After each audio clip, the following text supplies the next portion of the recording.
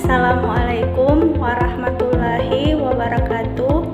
Perkenalkan, nama saya Alkarni Sarda, Stambuk A221-18100. Pada kali ini, saya akan memaparkan materi tentang virus. Oke, pernahkah kalian terserang flu atau influenza? Influenza adalah penyakit yang disebabkan oleh virus. Virus tersebut menyerang saluran pernapasan, khususnya kelenjar mikosa di dalam rongga hidung. Nah, ketika seseorang terkena influenza, penderita akan sering bersin, hidungnya akan lebih sering mengeluarkan lendir, demam, dan tubuhnya terasa sakit. Jadi, apakah sebenarnya virus itu? Dan bagaimana ciri-ciri virus tersebut? Dan mengapa virus dapat menyebabkan penyakit?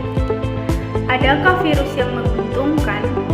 Nah, untuk mengetahui semua jawaban tersebut, kita akan pelajari secara seksama tentang materi virus secara lebih mendalam. Topik dan tujuan pembelajaran pada kali ini yang pertama yaitu sejarah penemuan virus. Untuk sejarah penemuan virus, kalian mampu untuk menjelaskan sejarah penemuan virus. Yang kedua, struktur virus. Kalian mampu untuk menggambarkan struktur dari virus beserta bagian-bagiannya. Ketiga, sifat dari virus atau ciri-ciri virus, yaitu kalian dapat menyebutkan sifat atau ciri dari virus. Dan yang terakhir, peran virus. Kalian dapat memahami dan mengetahui peran dari virus. Jadi, setelah mengikuti pembelajaran pada kali ini, kalian diharapkan mampu menguasai keempat hal yang sudah disebutkan di awal sebelumnya. Kita masuk pada pembahasan dari masing-masing topik. Nah, kita awali dengan sejarah virus. Sejarah penemuan virus. Kata virus berasal dari bahasa Latin yaitu viron yang berarti racun.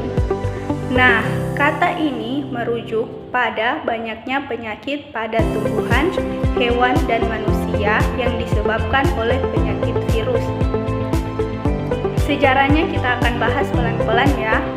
Sejarah penemuan virus diawali oleh yang pertama Adolf Meyer pada tahun 1883. Dia ialah seorang ilmuwan dari Jerman sedang meneliti pada daun tembakau yang ditandai dengan adanya bercak-bercak. Meyer menemukan bahwa penyakit tersebut dapat ditularkan dari satu tanaman ke tanaman lain dengan cara menyemprotkan getah yang diekstraksikan dari tanaman yang sakit ke tanaman yang sehat. Meyer menduga bahwa penyakit tersebut disebabkan oleh bakteri yang berukuran kecil. Jadi, itu dugaan dari Adolf setelah melakukan suatu percobaan. Kemudian, dugaan ini dicoba oleh Dmitri Ivanovsky pada tahun 1892.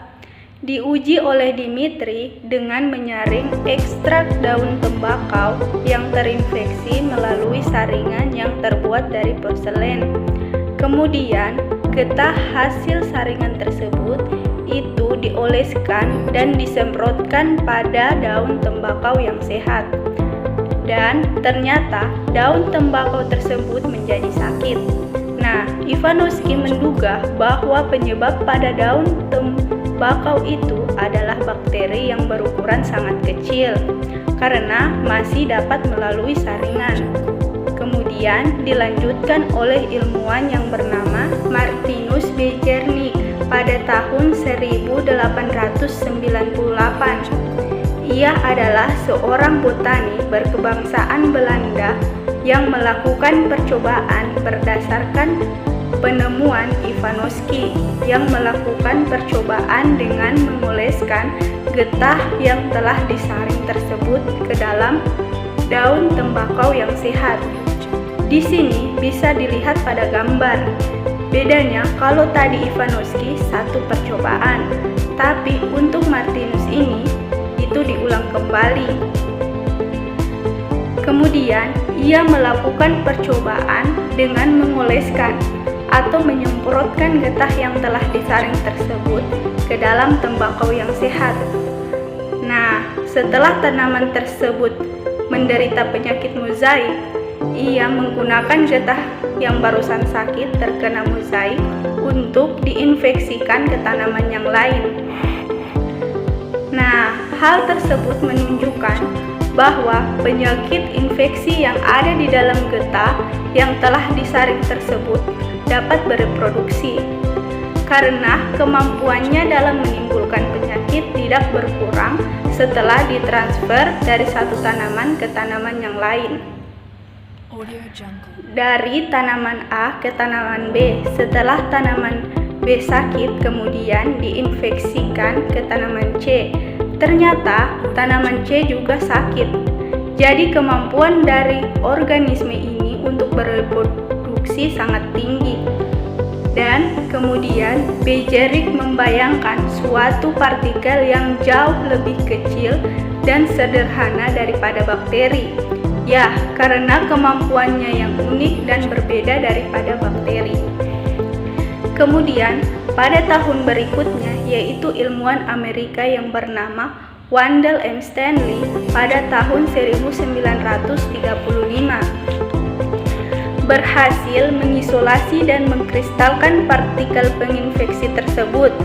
Ia menyimpulkan penyebab penyakit pada daun tembakau itu adalah virus, dan Stanley memberikan nama pada virus tersebut dengan nama mozaik tembakau atau yang biasa kita kenal dengan nama ilmiah tobacco mosaic virus.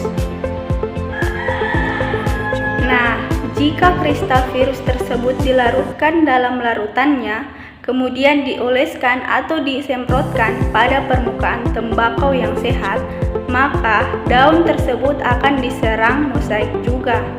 Nah, itu yang akhirnya ditemukan oleh Wendell M. Stanley. Ya, itulah singkat dari mengenai bagaimana sejarah virus. Kemudian kita lanjut pada topik berikutnya, yaitu tentang struktur dan sifat virus. Mengenai struktur tubuh virus, virus merupakan organisme yang berukuran sangat kecil atau memiliki ukuran berkisar antara 10 nanometer sampai 300 nanometer. Ukuran virus lebih kecil daripada bakteri yang kecil. Oleh karena itu, virus tidak dapat disaring oleh penyaring bakteri. Maksudnya, ya, ketika disaring oleh penyaring bakteri, virus tetap lolos, ya, seperti yang dilakukan oleh Ivanovski. Virus yang terkecil itu mempunyai diameter hanya 20 nanometer, lebih kecil daripada ribosom. Nah, karena ukurannya sangat kecil, virus tidak dapat diamati dengan mikroskop cahaya. Virus hanya dapat dilihat menggunakan mikroskop elektron yang lebih canggih daripada yang ada di sekolah-sekolah seperti pada mikroskop cahaya pada umumnya. Struktur tubuh virus hanya terdiri atas bahan inti asam nukleat, yaitu deoksiribonukleik asid atau DNA, serta ribonukleik asid atau RNA. Nah, itu kemungkinan ada inti asam nukleatnya, ada 2. Dan kemudian bahan tersebut itu terbungkus di dalam suatu lapisan pelindung yang tersusun atas molekul protein yang disebut dengan kapsid. Nah, setiap subunit protein yang tersusun atas kapsid itu disebut dengan kapsomer. Nah, kapsid ini bentuknya bermacam-macam, dapat berbentuk batang atau helix, kemudian polihedral atau bentuknya lebih kompleks dan dapat dilihat pada gambar berikut. Kapsid yang paling kompleks itu ditemukan pada bakteriofag. Bakteriofag ini berarti pemakan atau perusak. Nah, bakteriofag adalah virus yang menginfeksi bakteri, misalnya bakteri Escherichia coli yang hidup di usus besar manusia. Virus ini berbentuk seperti huruf T. Kapsidnya memiliki kepala yang menyelubungi DNA. Bagian-bagian yang melekat pada kepala adalah bagian ekor protein dan serabut-serabutnya. Jadi, bisa dilihat pada gambar, serabut-serabutnya itu digunakan virus ini untuk menempel pada dinding sel bakteri. Struktur tubuh bakteriofag dapat dilihat pada gambar. Di sini berupa ada susunan kepala, leher, selubung ekor, dan serabut ekor. Nah, di kapsidnya ini kan virus tampak memiliki DNA saja. Biasanya virus mengandung salah satu jenis asam nukleat saja, yaitu DNA atau RNA, dan tidak pernah memiliki kombinasi keduanya. Nah, asam nukleat ini sebagai bahan genetik gen yang berisi kode-kode pembawa sifat dari virus. Nah, itu tadi penjelasan struktur tubuh virus. Selanjutnya kita masuk pada sifat dari virus. Sifat virus atau ciri-ciri virus. Virus adalah parasit yang berukuran mikroskopik yang hanya dapat hidup pada sel organisme biologis. Setiap jenis virus hanya dapat menginfeksi dari parasit pada jenis sel inang tertentu, di mana jenis sel inang yang dapat menginfeksi oleh virus tersebut disebut dengan kisaran inang. Ini merupakan sifat beberapa virus. Virus memiliki kisaran inang yang sangat sempit sehingga hanya dapat menginfeksi satu spesies saja, misalnya bakteriofag tadi yang hanya menyerang pada bakteri. Pada kasus lain, beberapa virus ini memiliki kisaran inang yang cukup luas sehingga dapat menginfeksi beberapa jenis spesies. Misalnya spesies flu burung yang pernah viral lalu di Indonesia. Itu dapat menginfeksi beberapa spesies mamalia seperti anjing, rubah, dan bahkan di kasusnya di manusia ada. Jadi, lanjut, virus hanya dapat berkembang biak atau bereplikasi pada sel yang hidup, atau sel-sel pada embrio, sel-sel pada hewan, sel-sel pada jaringan tumbuhan. Nah, bahan-bahan yang diperlukan untuk membentuk bagian tubuh virus baru berasal dari sitoplasma sel yang menginfeksi. Hal ini merupakan sifat dari virus yang dapat mengkristalkan diri. Kristal virus tersebut tidak dapat dibiarkan pada media yang berisi nutrisi dalam tabung reaksi atau dalam cawan Petri, seperti pada bakteri ya. Nah, namun saat kristal virus tersebut bertemu dengan sel hidup yang sesuai, virus tersebut akan hidup kembali. Dengan demikian, virus tersebut hanya dapat bereproduksi dan melaksanakan aktivitas hidupnya di dalam sel hidup atau di dalam jaringan hidup inang yang diinfeksinya. Virus yang berada di dalam sel akan mengontrol dan mengendalikan aktivitas sel inang yang diinfeksinya. Namun, hal ini ahli biologi masih belum mengetahui secara pasti atau secara jelas bagaimana proses tersebut dapat terjadi. Mengingat karena virus tidak memiliki enzim untuk melakukan metabolisme dan tidak memiliki ribosom untuk membuat proteinnya sendiri. Oke, itu beberapa sifat atau ciri virus. Kalau kalian pahami secara menyeluruh, kalian bisa menentukan poin-poin penting dari sifat-sifat atau ciri-ciri virus tersebut yang sudah saya jelaskan tadi. Kemudian lanjut pada topik berikutnya, yaitu peran virus.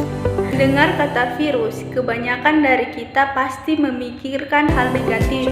Meskipun virus identik dengan hal negatif seperti penyebab penyakit, tetapi peran virus dalam kehidupan dapat juga menguntungkan. Berikut adalah beberapa contoh peran virus dalam kehidupan sehari-hari yang menguntungkan. Pertama, yaitu produksi vaksin. Pertanyaannya, bagaimana cara melawan penyakit dengan agen penyebab penyakit? Tentu saja dengan vaksin. Vaksin merupakan virus yang telah mati atau dilemahkan, kemudian disuntikkan ke dalam tubuh. Dengan demikian, sistem imun dapat merekam dan membentuk antibodi. Kedua, sebagai viroterapi. Cell killing effect pada virus digunakan sebagai viroterapi yang membunuh sel kanker dalam tubuh. Ketiga, antitoksin dan insulin. Antitoksin menggabungkan DNA virus dan gen yang bersifat menguntungkan. DNA virus kemudian menghubungkan DNA manusia dengan DNA bakteri, sehingga sel bakteri tersebut mengandung gen manusia yang dapat membuat antitoksin. Selain itu, virus juga dapat digunakan sebagai pembuatan insulin loh. Virus penyebab kanker dicangkok dengan gen penghasil insulin ke bakteri. Bakteri tersebut kemudian berkembang biak sekaligus memproduksi insulin. Kemudian yang keempat, sebagai peran dalam bidang lain. Di dalam bidang pertanian, contohnya salah satunya sebagai pengendali hama, serangga. Kedua, dalam bidang ilmu pengetahuan, khususnya pada studi molekuler dan seluler. Ilmuwan juga menggunakan virus untuk meneliti genetik seperti replikasi DNA, transkripsi, formasi RNA, dan formasi protein. Selain dapat memberikan manfaat, virus juga dapat merugikan kehidupan. Yang pertama, menimbulkan penyakit terhadap manusia. Contohnya influenza yang menyerang saluran pernapasan. Gondok, yaitu pembengkakan pada kelenjar parotis. Polio menyerang saraf, terutama sistem gerak. Campak, penyakit gatal-gatal pada kulit. Cacar, yaitu penyakit berupa bisul dan berair. Rabies, penyakit yang menyerang otak dan sumsum tulang belakang pada manusia. Ebola, penyebab pendarahan pada usus besar, paru-paru, hati, kerusakan ginjal, dan penurunan trombosit secara drastis. Kedua, peran virus yang menimbulkan penyakit pada hewan. Yang pertama, tetelo atau Newcastle disease. Penyakit ini dapat menyerang sistem saraf pada hewan ternak seperti itik dan ayam. Kedua, foot and mouth disease. Penyakit pada kuku dan mulut pada hewan ternak seperti kerbau, domba, sapi, dan kuda. Ketiga, rabies. Penyakit rabies pada anjing, kucing, dan monyet. Selanjutnya, peran virus yang menimbulkan penyakit pada tumbuhan. Yang pertama, tungro, yaitu virus yang menyerang padi sehingga menjadi kerdil.